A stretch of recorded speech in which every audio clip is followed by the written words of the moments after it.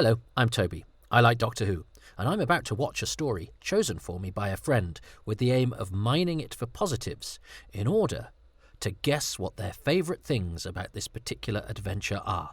So join me, watch along with me if you like, or just listen as I chat to you, offer facts, opinions and observations, but mainly try to get us to those special planes that Doctor Who takes us to, those happy times and places.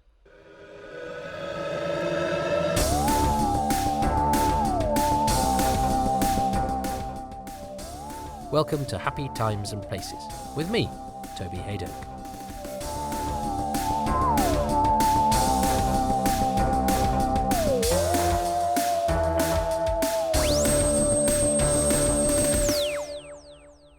So who's my special guest this time around? Hello, Toby, and incidentally, hello to all of you at home. My name is Tom Burgess. I'm arguably a comedian, and to one audience that really sticks out in my memory, passionately arguably not. But fortunately, the world being what it is at the moment, it seems unlikely I'll ever be able to gig to them again.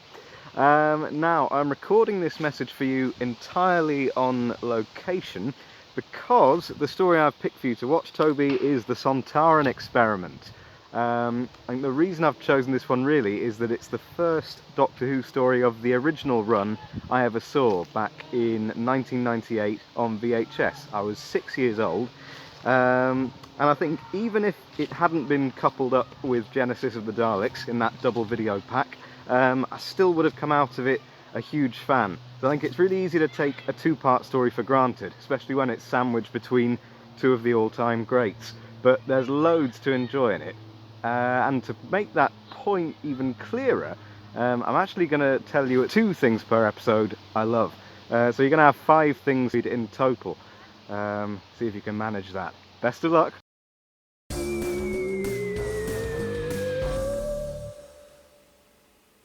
Well, welcome everybody.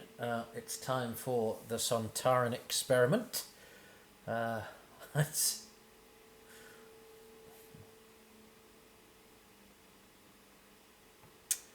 Well, welcome everybody. I hope you're okay. I'm staying up at a ridiculous hour to watch the Sontaran Experiment. What did you do during the plague, Grandad? Oh, well, I waited till everyone had gone to bed and I watched old episodes of Doctor Who and talked to nobody. So if you're out there, thank you for being there. Nice to be with you. Welcome to my home. I have got up, and I hope you have too, the Sontaran Experiment. Mine is all on Blu-ray, and I'm going to press play or enter or play all or select or whatever it is. I'm doing play all now.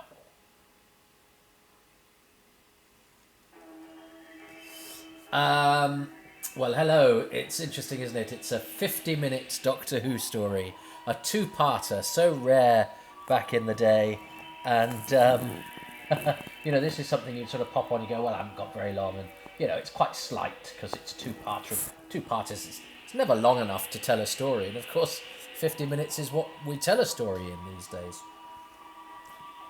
And, of course, yes, there's no such thing as a story arc back in the day, and this is a literal story arc. It started in the arc in space, and it goes on to here, and then the whole setup of Genesis has a ramification for the fact that they're not travelling in the TARDIS. It's an odd thing, actually, Tom Baker's first season, because we think of the Hinchcliffe era breaking new ground. Producer Philip Hinchcliffe comes in and makes the show more muscular. That's a nice word that he uses. The Doctor bends his knees as he lands. But actually, this first season, one, it's got the very unusual thing of most of it takes place around the travel to and from the Ark in space. But also, it's largely old writers. John Le Carrotti was originally to write the Ark in space. This is Bob Baker and Dave Martin, who've written for the Pertwee era quite a lot. Terry Nation writes the next story. Jerry Davis the next. Major surgery was required, so I wonder if that's what, when Philip Hinchcliffe, when he was left to his own devices, never called upon the likes of Jerry Davis. Terry Nation has a go, doesn't it? Android Invasion. And Bob Baker and Dave Martin. But it's just this feels like they're sort of trying to recapture, get some of the '60s back, which I don't really think of in this era. I love this opening. All of the rapport between the fact that she's got a thorn in her bottom. There's very few references to bottoms in Doctor Who. Only in My Dignity. She is so good. When I was young, I have elder brothers and sisters. Sarah was dismissed by them as, she just screams. She was before my time. My earliest memories, sort of Leela, really. And she's such good value. The thorn in her bottom, the covering of her face with the hat. She can even pull off a yellow cagoule. I love these three. I think Ian Marter has a tricky job. I think Harry is sometimes written as a buffoon, and I think he's sometimes got lines that are quite difficult to pull off. But he... I remember when I was reading about Harry Sullivan, I thought he was a sort of tough guy and not the sort of posh sailor. But he does it very well because he's so charming. And Tom Baker's arrived. I mean, he's not been playing the Doctor very long at all. And he's so good. He inhabits it already. There's nobody like him, is there? He was my first Doctor. And I think it's easy to take him for granted, but he is Doctor Who. that grin, all the business that he does. And this is directed by Rodney Bennett, who knew Dartmoor. He wrote books about Dartmoor, so I think he was at home here. I mean, obviously, if we did this now, it would be more of a. Would it be more of a? Yeah, I think you'd have bits of. I think you'd have fun with monuments and bits of buildings sticking out of the ground. Whereas this just sort of reminds me of, the Yorkshire Moors or whatever. I love I love that musical motif. The blah, blah, blah, blah, blah. And it's unusual, isn't it? Because it looks lovely. Although I do wonder. I like a bit of film.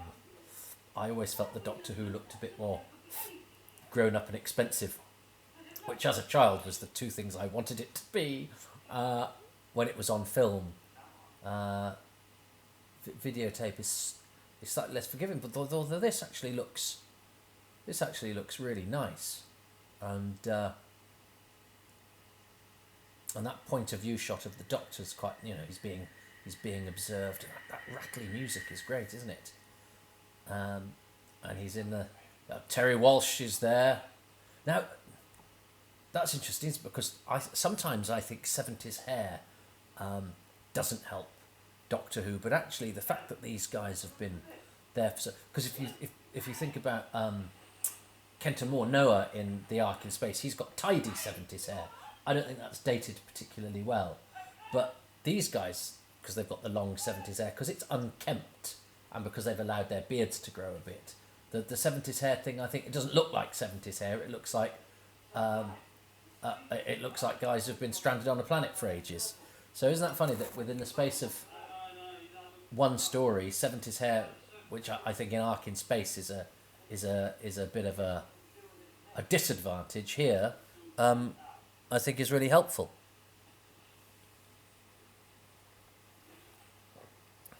I'm just testing my sound. No, my sound's right.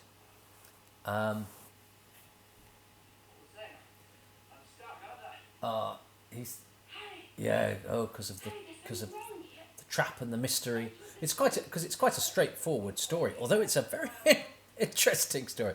But and of course I have to be thinking about what my lovely Tom Burgess has decided is the best two things about this. We're doing 2 per episode because it's a 50-minute. It's the equivalent of a modern series episode. I won't be including the android in my favourite things. It's a funny choice, isn't it? That's a great shot though. It's a funny choice to have something sort of on spindly legs to be a sort of all-terrain creature. You see, if you're played by Terry Walsh, you are going to end up falling off something sooner rather than later, and in this case, sort of sooner. But I do like a stunt. Always adds a bit of drama. He's landed very well. He's dead, Zake. But yeah, the sort of tea trolley, the bewhiskered tea trolley of the android. He's killed Zake. Are you saying you only noticed Zake at that point? Doesn't matter.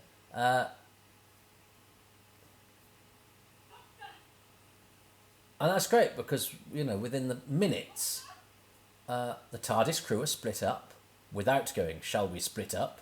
One of them's fallen down a crevasse. One of them has been lured away by hearing a fellow in peril and has ended up getting captured. And that leaves Sarah all on her own. That's really nice economical storytelling that sets up various different mysteries because, what's this mystery? Who's attacking Harry? Who laid the trap for Harry? And then who are these guys? Who killed these guys? So it's layer upon layer very quickly.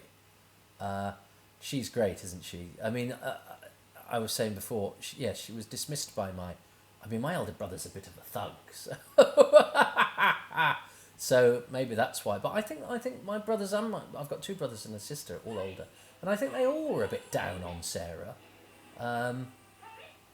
So I wasn't in a particular hurry to see her when I started collecting episodes because Sarah was a screamer, and it's amazing how that being sort of planted in your head means it's sort of received wisdom. But actually, she's magnificent. I mean, I think she's so good. She gives value to everything that she does. And in these days where you cutting and editing, a lot of cutting was done, particularly in studio, was done sort of as live. It was vision mixed. Whereas when you shoot on film, you can choose every sort of nanosecond. Actors that sort of keep things interesting were gold dust, and she's one of those. She's always thinking about how to add character to the action, which helps to sell the action or helps to bring something different to the action. And I think she's very inventive. I quite like they threaten him with a smoking stick. Now, Krantz is played by Glyn Jones, which I didn't know, Fred, because in the Doctor Who magazine episode guide, I remember it was Kranz Glyn Johns, and there's an actor called Andrew Johns in Genesis of the Daleks, and it seemed like an echo of that, because of course there's Terry Walsh in this and Peter Walsh, but Peter Walsh with an E, who plays Eric. So it's like sort of funny echoes. But Glyn, I thought, is it Glyn Johns? And of course it's not, it's Glyn Jones. Now that, of course, is very different, because Glyn Jones, I knew the guy who wrote the Space Museum was actor-writer Glyn Jones, and suddenly, so the guy who plays Kranz in this wrote the Space Museum, so he becomes one of that small but illustrious bevy of people who have written for and acted in Doctor Who. Take a bow, Victor Pemberton. Take a bow, Mark Gatiss. Take a bow, Toby Whithouse. And what I love is that Glyn Jones came to the show for both jobs completely independently. He's writing in the 60s, come over from South Africa, and wrote the Space Museum.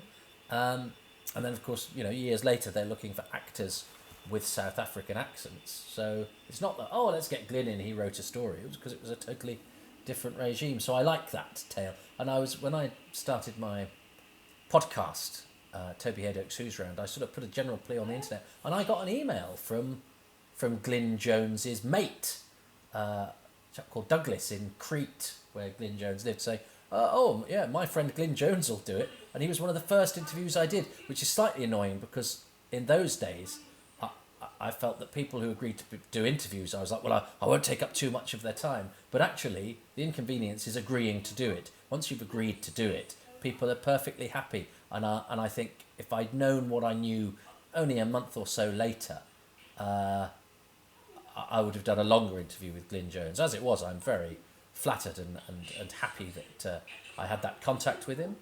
I was slightly unprepared because I'd set up the Skype call early and I was just doing a test, and I think he'd noticed that I was on Skype, so he called, and it was an hour earlier, so it was about 6 o'clock in the morning where I was, and I'd not had time to sort of settle in.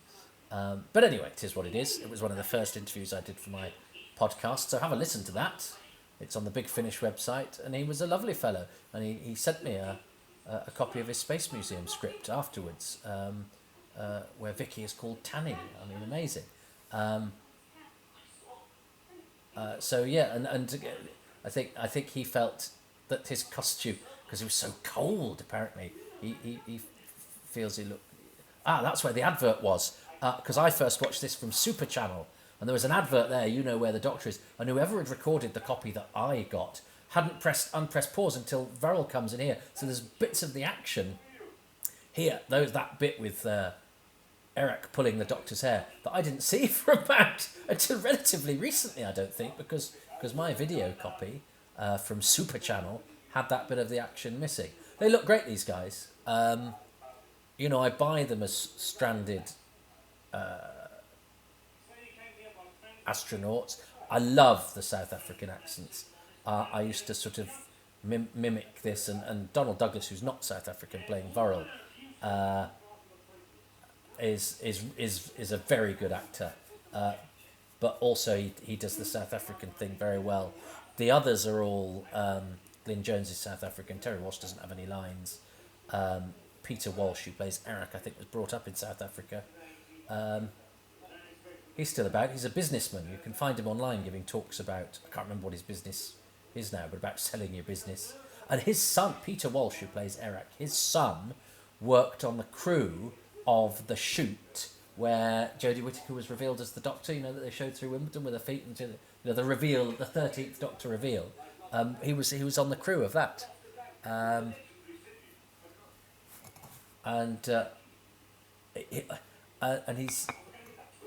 he didn't act for long. He's in The Naked Civil Servant in the last scene, but he also, Peter Walsh, he returns to Doctor Who. Under less glorious circumstances. Rodney Bennett uses him again in The Mask of Mandragora, where he utters the immortal line, "I ain't going down there, Giovanni, not for all the gold in Rome." It's just very funny. But I like this South African crew, and I think using everybody having the same accent to suggest, because where everything's, you know, a lot of telly is RP at this time, unless you've got a job that involves getting your hands dirty, in which case you can be northern, or unless you're a bit of a wide boy when you can be a cockney. But you know, unusual accents in Doctor Who are you know, are relatively novel, and I think that gives these characters their own sort of special thing. And it does what it suggests, what it's supposed to suggest as well, that they are sort of from an independent colony.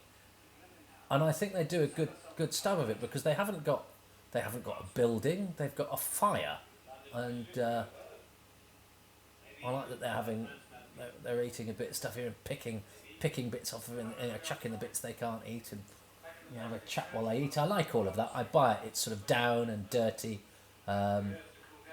Yeah, you get the impression that they've got makeup that makes it look like they've been outside a long time and haven't had much sleep. It's I think the depiction of these three guys, who could be quite boring, is one of the strong points.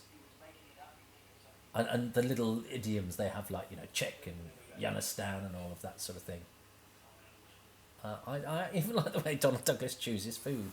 I like actors who just do bits to make it. And I love Roth, poor old Roth, the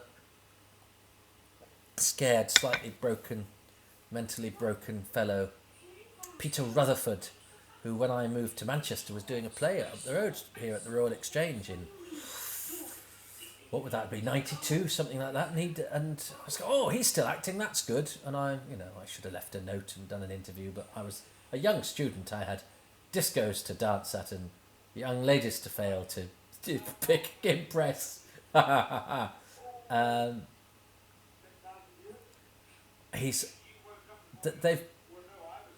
They've bought into the Doctor's sort of obtuseness in the writing and what they give Tom Baker to do really early. All of this stuff about I love clocks is gloriously obtuse. And the timing when he adds to the cuckoo clocks, that's great.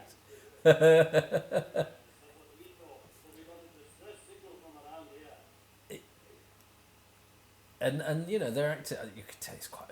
I think it was really, really cold there. That's what Glyn Jones said. Anyway, Glyn Johns, I'm doing it now. Yeah. Terry Walsh, Peter Walsh, and that happens sometimes quite a lot. I remember in the Hartnell era, there's William Hartnell, Stephen Dartnell, William Hartnell, William Russell, William Hartnell, William Hartnell, Stephen Dartnell, William Russell. There's a sort of. It's like they've only got a certain amount of letters to go round. Which I wonder if you'd be allowed a machete. They've got a machete. And of course, it's called the Sontaran Experiment. It's only a two-parter, but we don't. Yeah, we created an empire. Yeah, I buy that. Yeah, so and that's a nice contrast to the sort of sterility of and the formal language of everybody in the Ark in space. Yeah, well done, Donald Douglas, just giving the impression that no guys, don't run off. We've got a prisoner here who we have to leave to escape for plot purposes. But at least he plays lip service to this or arm grab service to this. It's a funny old coat, Tom Baker. It's useful. It's good he had that coat. It's almost like he was planning to break his collarbone, which he does shortly later. So Rodney Bennett, who directed this new Dartmoor, in fact wrote books about Dartmoor. I was very lucky to go and visit him at his house. He was a charming man, quite old-fashioned courtesy he had. And he said "orf" instead of "off," which I always found very charming. He and his wife Jill invited me to their house in Bath and gave me great hospitality. That's how he spoke, and it was lovely. It was so disarming. And he had mobility problems there at that time, and I think quite a lot in later life. I found your sonic screwdriver. Shh, what would I do without you? I love that exchange. These guys haven't been working together for very long at all. They've totally hit it off. And actually having this location like this is great, isn't it? It gives it a real, I'm going to use the word verisimilitude, which I get into trouble for from Radio Free Scaro as a word. Stephen Shapansky says I use that word all the time. He's probably right. But yeah, Rodney Bennett was very good friends with Maureen O'Brien.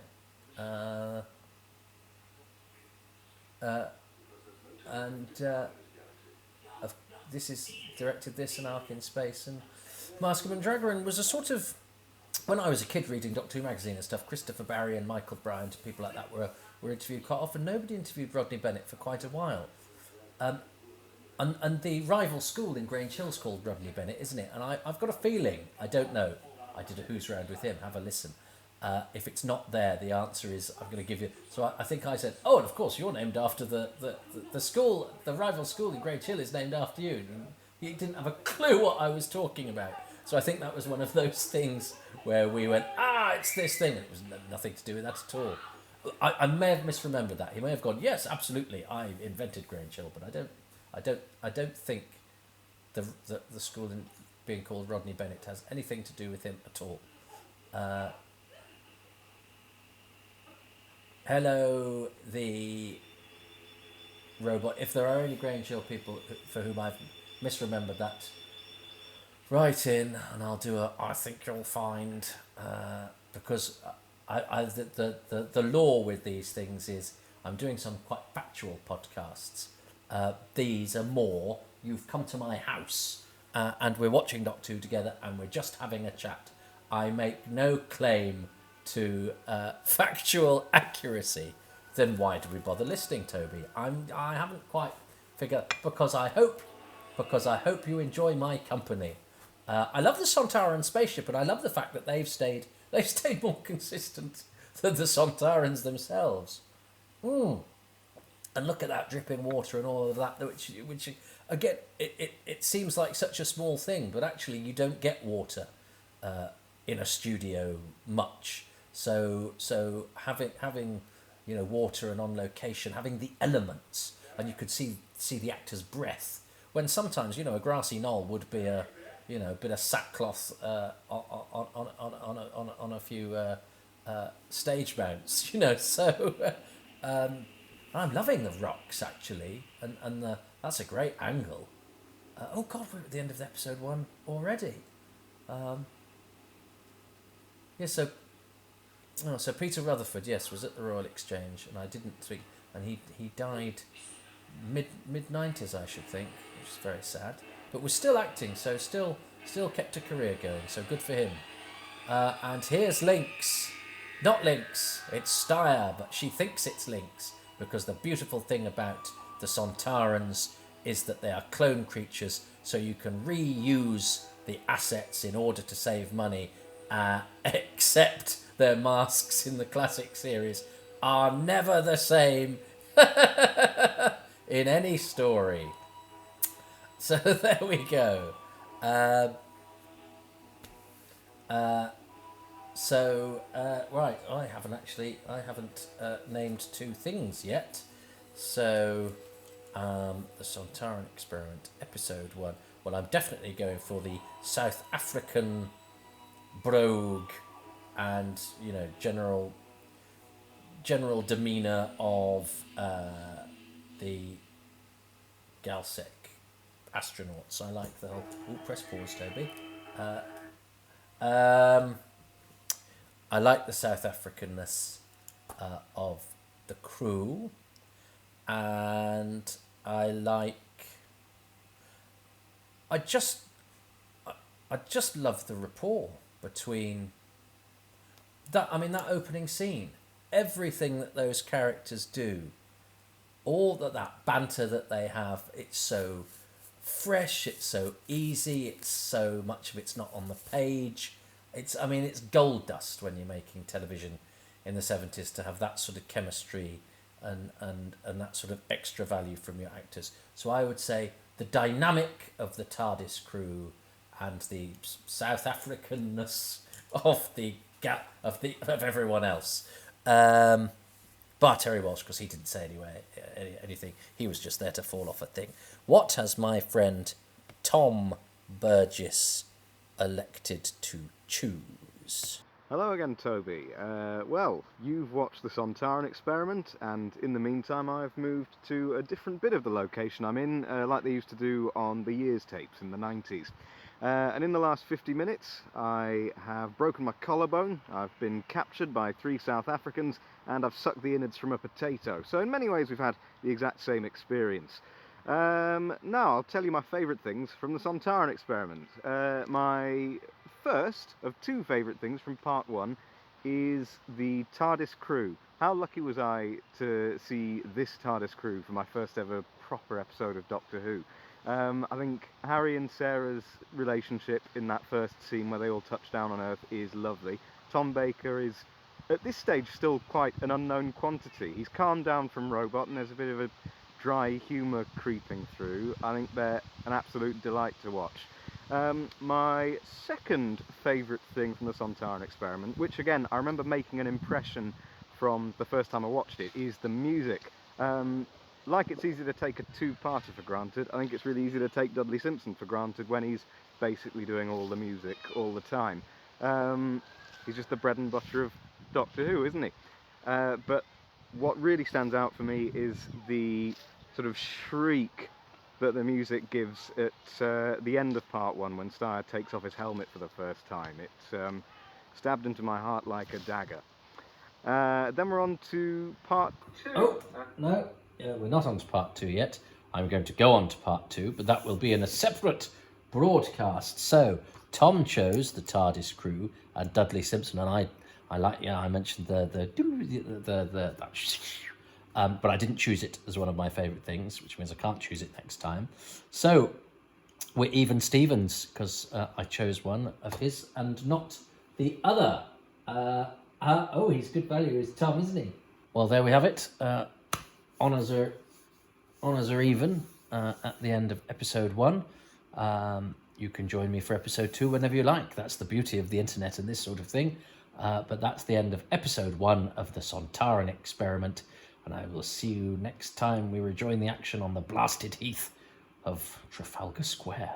Ta-ta.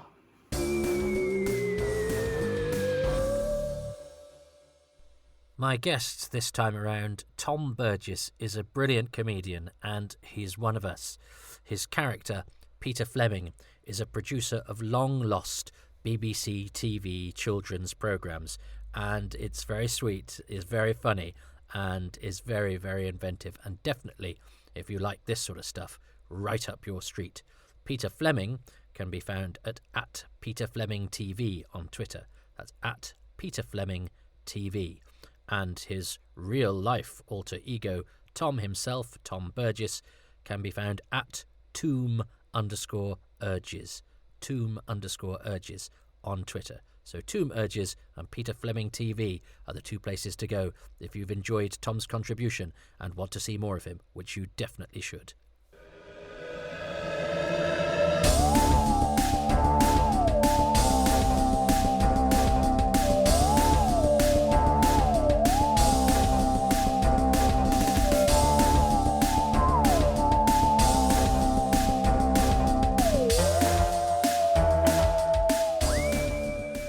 Thank you for listening to Happy Times and Places with me, Toby Hadoke. My special guest was the comedian Tom Burgess.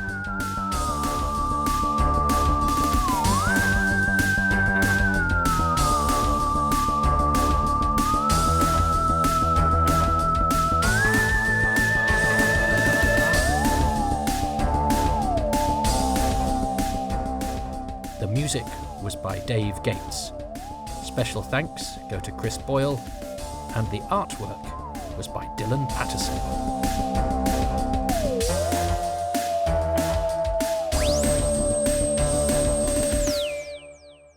Please go to www.tobyhadoke.com for more, and don't forget to rate, thumbs up, and generally be nice about this podcast everywhere that you possibly can.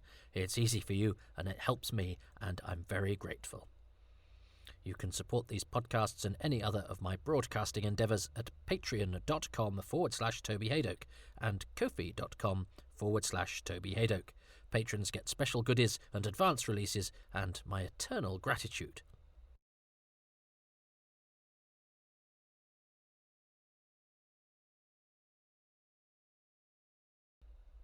Doctor Who is BBC copyright, and no attempt has been made to infringe that copyright.